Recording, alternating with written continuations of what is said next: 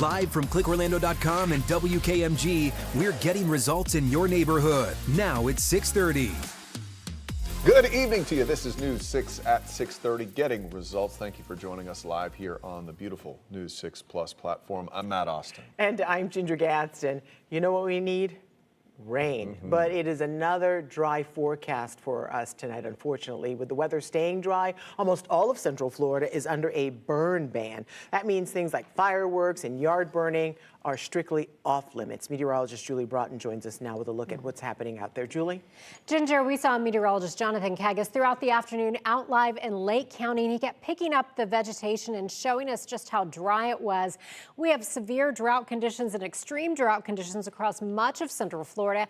We just got these new drought numbers out this morning, and the areas where you see the red, that shows us where we are at a level 4 out of 5 as far as drought conditions, and we have not been this dry since May of 2017. Now, we get those numbers once a week. We get these numbers every single day.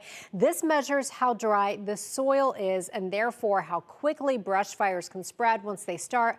Once we start getting to the 500s, that's when we see burn bans, and we just saw a lot of burn bans in place out there, and no major changes in the forecast. Here's what it looks like for you right now on the radar as we are scanning out on our Thursday night. We are dry out there. We're also warm. Your almanac page for today, unfortunately, does not include any rainfall. We had a high today of 86 degrees in Orlando after a morning low of 66.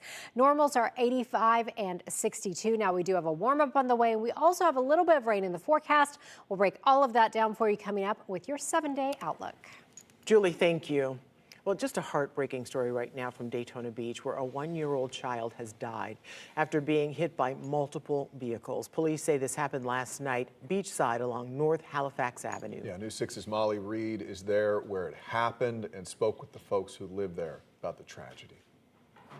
Everything we're hearing from neighbors today is that this was just terrifying and awful. Now, the police say the child ran out of the yellow house back here. You might even be able to still see the tire tracks in the road. They say he ran after the dog that got loose, then got hit not just once, but twice. I heard the screech, heard all the screaming, came down, saw the light, so I came running down to figure out what happened, and found out it was a boy who lives here. We'll see him all the time playing outside. Joshua McDermott, one of the several people along North Halifax Avenue, still shaken up by last night. Daytona Beach police say around 8:20 p.m. it was dusk out, and they got the call from several of these residents about the 1.5-year-old boy being hit. You know, all of us, or those of us that are parents, we know that little kids are quick and fast, and it didn't just be that quick. And I can guarantee you they're dealing with some major trauma today. At this point, preliminarily, it seems to be just a very tragic accident that we're having to work through here. But the residents here think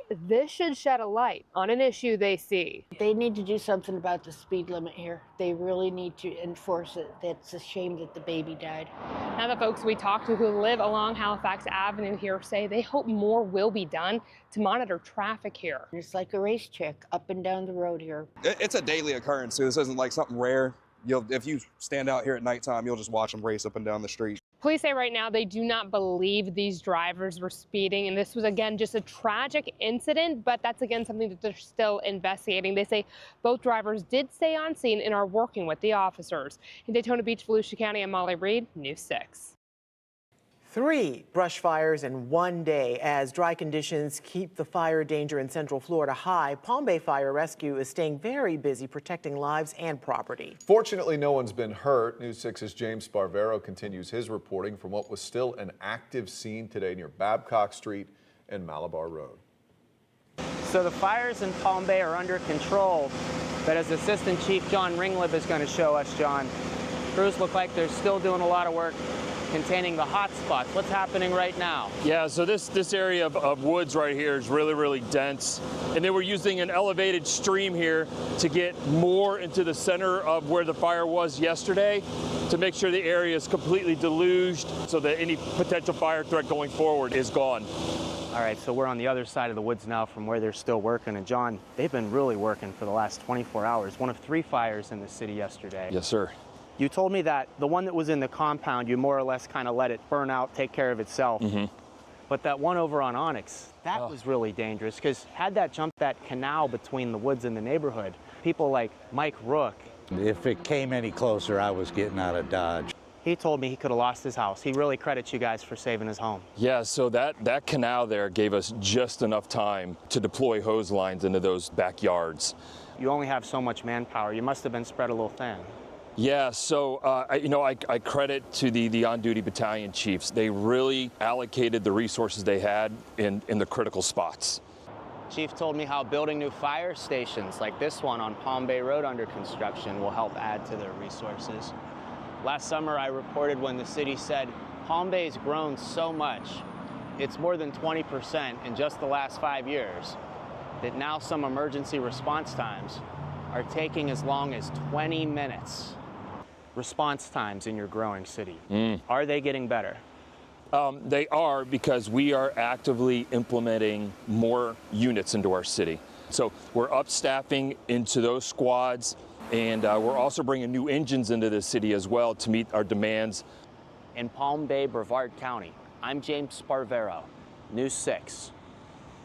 They have such a tough job out there, but they kept everybody safe. Nice work. Yeah, congratulations, and thank you for keeping everybody safe.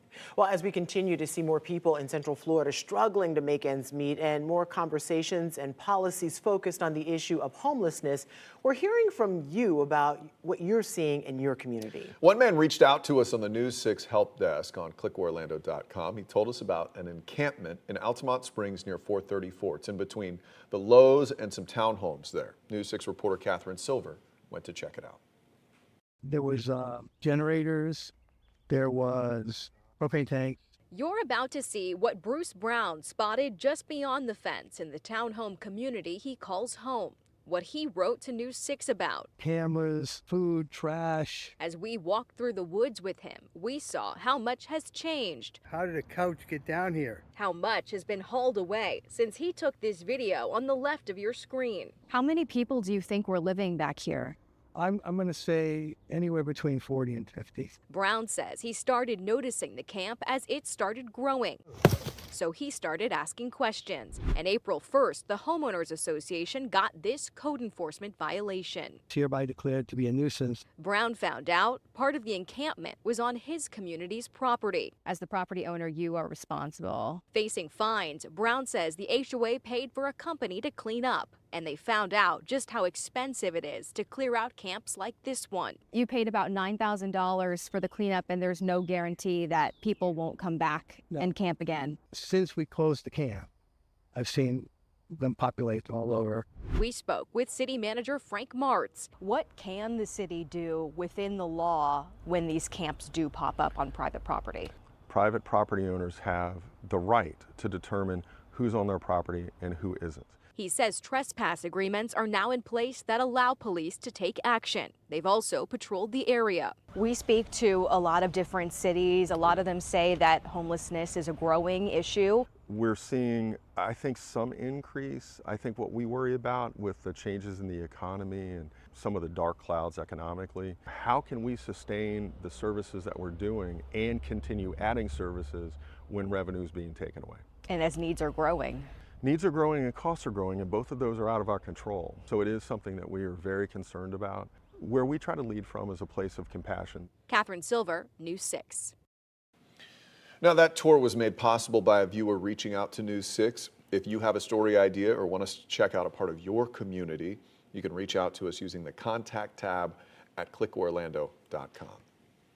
Well, it is Central Florida's #1 news site, the one I was just telling you about. Let's check out what's trending there this evening. Did you know in the 1930s, a Florida businessman went all in selling and marketing rattlesnake products? George K. End of Arcadia thought rattlesnake meat was tender and just perfect for eating. That didn't stop him from selling fangs, rattles, skulls, and even venom to the public. What do you need rattlesnake venom for? I don't know. Who are you trying to kill? But End himself came to an end. He didn't last too long. In 1944, he suffered a bite while working with a 6-foot rattlesnake. Even with the use of antivenom, he died a few short hours later. One of his most popular products, his signature genuine diamondback rattlesnake with supreme sauce. It's canned rattlesnake meat with sauce of meat stock, mushrooms, and heavy cream. this story is doing more for everyone than Ozempic ever could. Because if you hear what is in this thing, oh my gosh, I don't want to eat again. They say, if you look it up, I Googled it, what does rattlesnake taste like? And Chicken. They say it tastes like chicken. Then but just eat chicken. Like chicken that's really bad, and there's a lot of little bones in it and stuff. But apparently this guy was actually doing pretty well with it for a few years. Until it got him in the Maybe end, we should bring it back. No. Like Some things should just stay Ginger and gone. Matt's rattlesnake bits. Here are some of the other trending stories right now over on clickorlando.com. Aldi has plans for 14 new stores in the Sunshine State. Deltona, Melbourne, Ocala, and Metro West will all be getting new locations by 2028. And SeaWorld is celebrating Military Appreciation Month by offering free one-day admission to veterans and up to 3 guests. Veterans can register. Cool. Yeah, it really is. Veterans can register for those tickets now through May 11th. Active duty military members and their guests can enjoy 1 day of free admission throughout the year. And that, I love that. They all should do that. They really should. Universal's Epic Universe, just the latest chapter in Orlando's theme park wars. Fans and experts are weighing in to how the new park moves the needle in this Central Florida rivalry. But first, before steps, come the first footprints, a new digital process making babies' footprints easier to make, keep track of, and use for emergencies. You're watching News 6 at 6:30. We are live for you on News 6 Plus. We're getting results in Wildwood, Titusville, and all of Central Florida. We'll be right Nobody back. wants rattlesnake bits. Brought to you by your local Toyota dealers. Toyota, let's go places.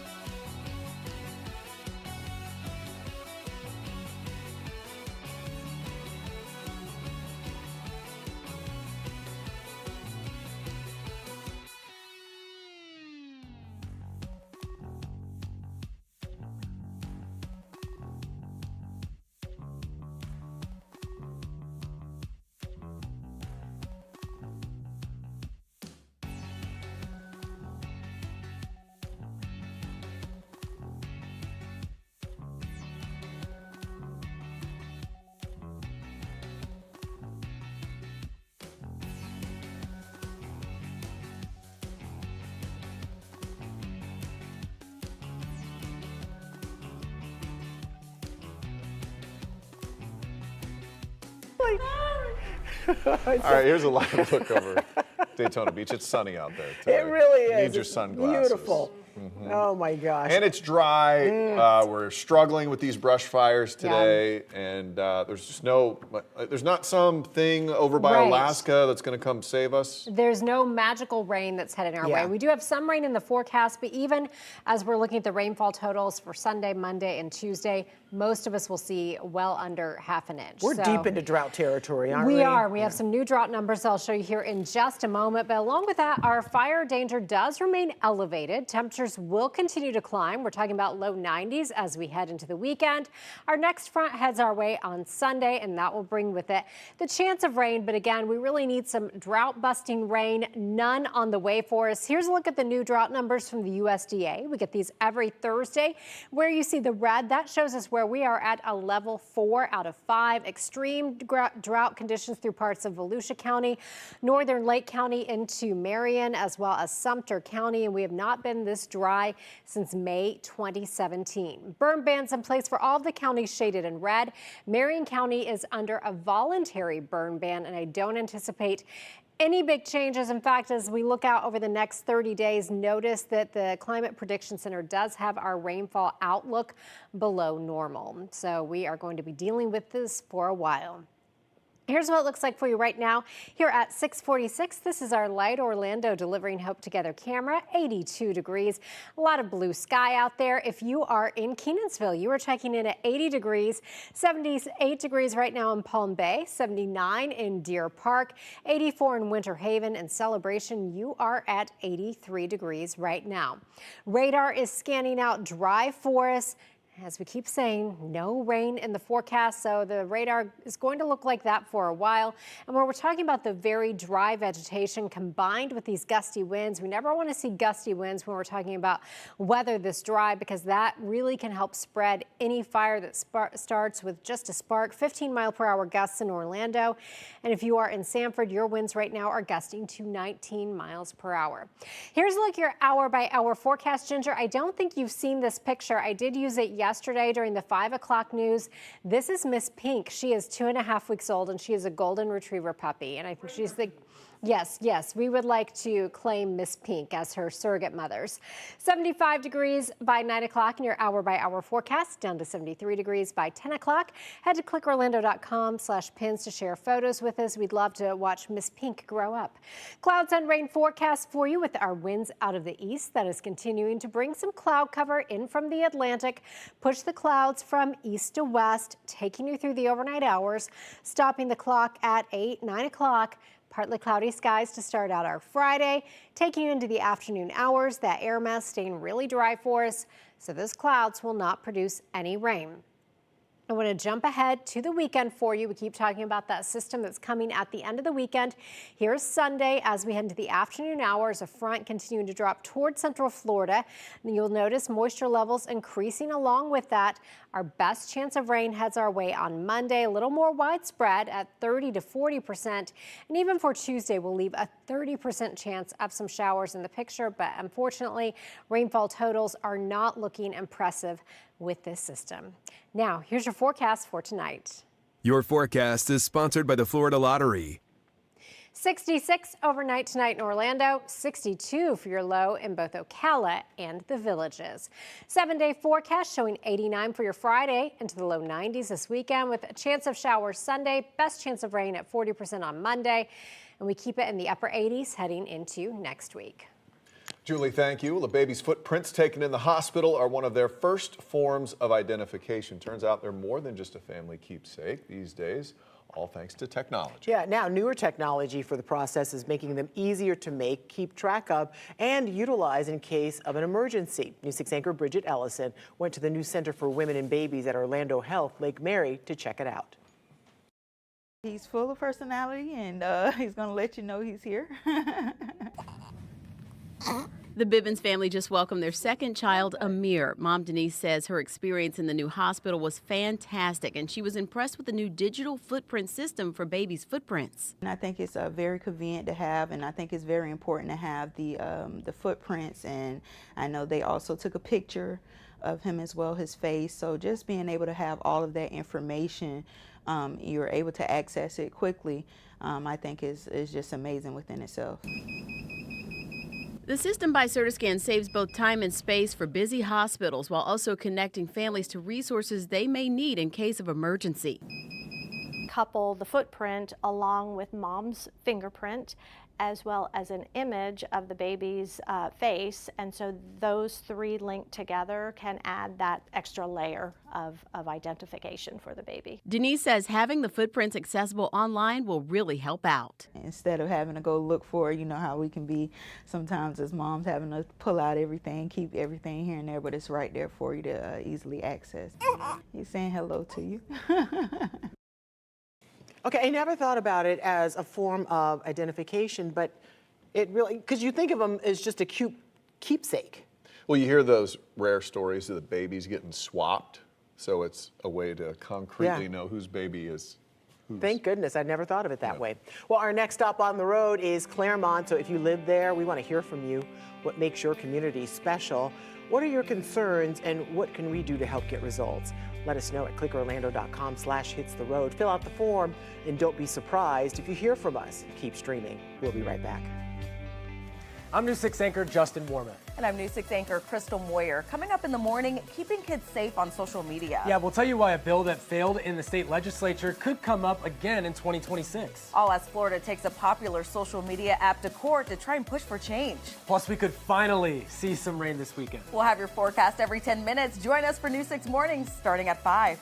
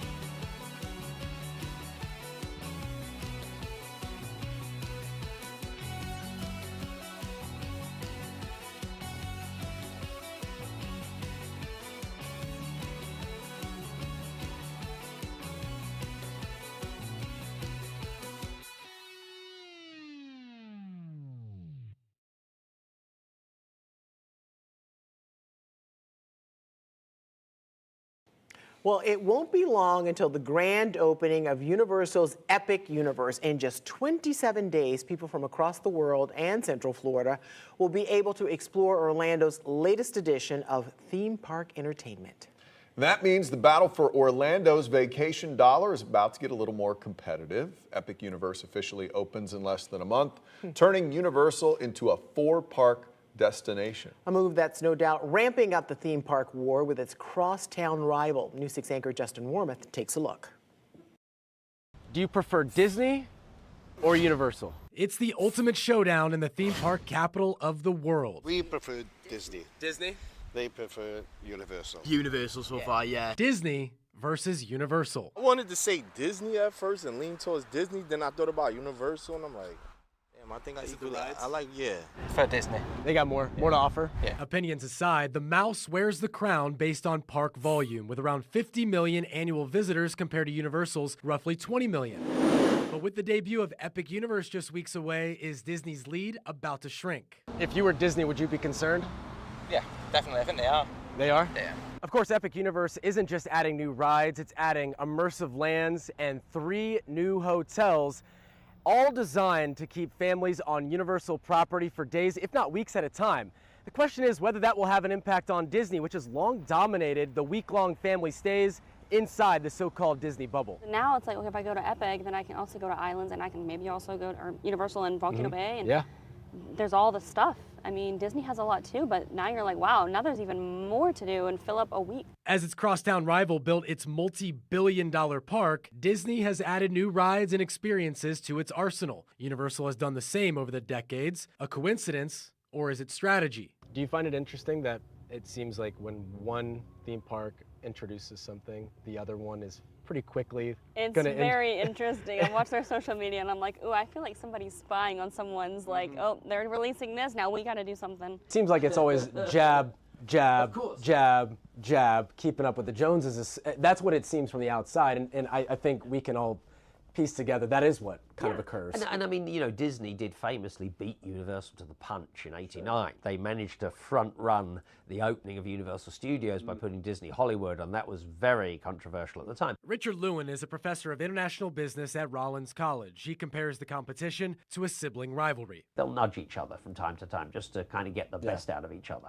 And so to an extent, from a customer experience point of view, it's a wonderful thing to have this creative tension.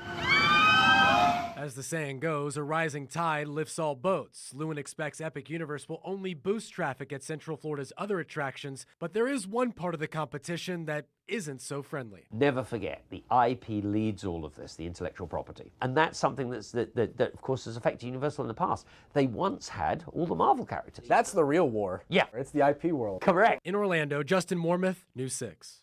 What do you like? I like Universal, but Universal's a long ways off from being the big daddy in town. Disney for the ambiance, Universal for the rides, I think is usually. I mean, it's the way taken it goes. Disney time to get to that, time and consistency. This is a big move. It is a big, bold move by Shots fired. Universal to say, hey, we're coming for you, Yeah. there, big dog. We'll see if it works. All right, thank you so much for watching News 6 at 6:30. Stream News Is 6 that on. it?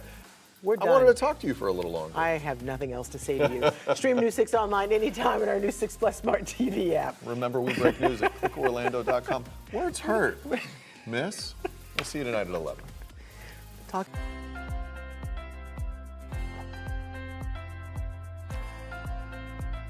Drowning is the leading cause of death for U.S. children aged 4 and under, and here in Central Florida, we've had a record number of drownings this year. Joining us now to discuss how to keep your child safe and what to do if there is a serious accident is Julie Fry, who is the Trauma Program Manager here at Orlando Health Arnold Palmer Hospital for Children. Thanks so much for being here with us, Julie. No, thanks for talking with us so that we can keep the kids in our community safe. Yes, we want to do that, and it's really important because everywhere in Central Florida has water. So what do we really need to do to protect our kids? Yeah, I think that you really hit it on the head. In Florida, water safety is a concern year-round. Unfortunately, like you also said, we're seeing a record number of deaths this year for the state. We've had over 80 children die from submersion injuries. And what people don't really realize is that the predominance of these are happening during what would be referred to as non-swim time, meaning not the time that you're planning on your child being in the pool. So really, when we're talking about water safety in general, we talk about 3 main layers of protection. So the first is going to be pool fences or fences around bodies of water. We also like to talk about door alarms and high locks that are out of reach of children so that they cannot gain access to the outside. The other thing that we talk about is not just having these barriers, because they're great, but we don't want people to have a false sense of security. Things happen where maybe the barrier wouldn't be engaged. So we want a dedicated supervising adult assigned to children anytime that you are anywhere near water, to make sure that we have somebody watching that child. Finally, our last barrier that we could look for in protecting children when it comes to water is survival swim classes. They are absolutely essential. The function of these swim classes is to buy you time if your child does manage to make it into the water without you. One of the things that we really want people to understand also is that if your child does go missing, we want you to check the water first, because those moments really are precious as far as making sure that we get to them as quickly as possible if they do make it into the water. It is really unique to have a level 1 trauma facility of this level of expertise right here in our own community. As you mentioned, it's the only one here in Central Florida, and it provides all kinds of things that you don't think about until you're in a situation where it's potentially life or death of someone in your family that you love. So the fact that you're staffed with the top of the top physicians 24/7, you never have to worry that the best doctor won't be there. It's round the clock. That's true. One of the other things that we're really passionate about is education in the community. We work with all of our outlying EDs, we work at other hospitals in the state, and we also work with our pre-hospital partners, EMS, fire departments, and things like that, to give them specialized training for how to respond to children the best way possible on their way to us. And if you would like more information, you can go to arnoldpalmerhospital.com/kidsafety.